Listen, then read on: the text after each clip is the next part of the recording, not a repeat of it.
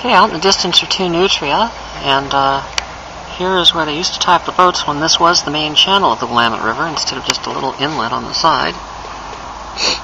There's a coast closer to the shore here that's snapped off a long time ago. Still stuck in the ground sideways. Teresa's looking out over the inlet or the estuary, and there's nutria holes in here. This whole area has been kind of excavated by the water flowing through. As you can see by the sunlight showing through there, looking up a little bit, it's pretty clear that water rises up over here and flows over it during flood season. Pretty much tears up the land, and then the nutria come in and dig themselves these little holes like that one to live in, or this one down here. And these may in fact belong to those two nutria out there, or others. So apparently it's a whole hive of nutria. So, and this is probably pretty much undercut. That's a good idea to put a lot of weight on that. But the tree branches are still here, even though, as you can see, they're largely undercut by the water. Get a perspective by moving the camera along. It's a very interesting place. First nutria I see, I'm going to name Heinrich. Good, good.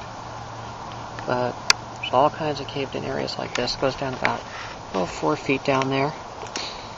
And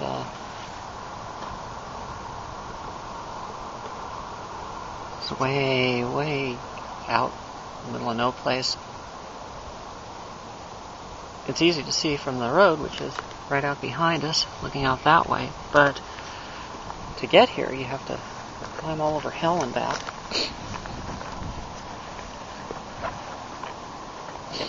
Great spooky location. Why don't you show the channel off to your left? Well, the channel? Yeah, let me see if I can get up there. It's the best way to do this. Alright. This may very well be a man-made channel, like an inlet in which to tie up boats.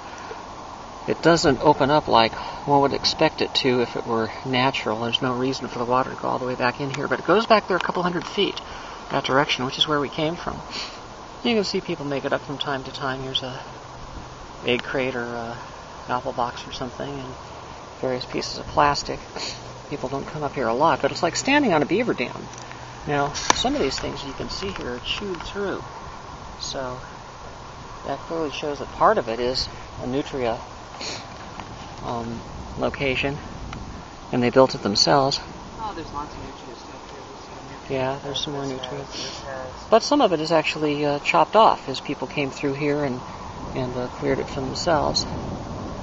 There's another one of those symbiotic relationship pile of moorings in the middle of the river on the other side. So that's sort of the equivalent of what's over here. And when we find this cable like Teresa is standing on down there, it may very well have been that boats for winds or currents or whatever reason went from this set of moorings over to that set of moorings, and that's how they traversed the main channel of the river before this became just an estuary off the and when the channel moved back in the floods of the 1860s.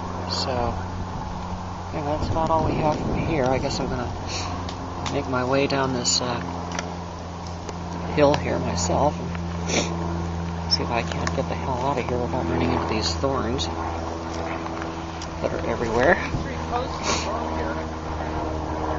Ah! Okay. There, see them? From here you can see there's 3 of them. One we looked at earlier, and there's 2 more there in the background. And Teresa says they have cable, as you can see, tied up around the bottom of them all, so they're also part of the system. Now, I don't see anything on the other side directly across from these, so probably those may have held these in place, and that one may have been the connection. Or there may have been 2 crossings, one to go one way and the other go to the other, some sort of ferry system. I don't know why this is here. Doesn't make any sense at all, but there's another nutria hole in the back. Let's see if I can get down here without totally destroying myself. It's a little difficult, but I think we're succeeding. Yes, and there we go. Alright, so there's that other nutria hole I was talking about there. A nutria pathway back there. Some of the scummy water coming in off the edge of the river. And the ubiquitous beer bottle. And another nutria hole, as we saw on our way in. And I guess that pretty much concludes our tour of the dark place on the edge of the river where boats used to moor. Perhaps there was a ferry, and these days there's a whole colony of nutria.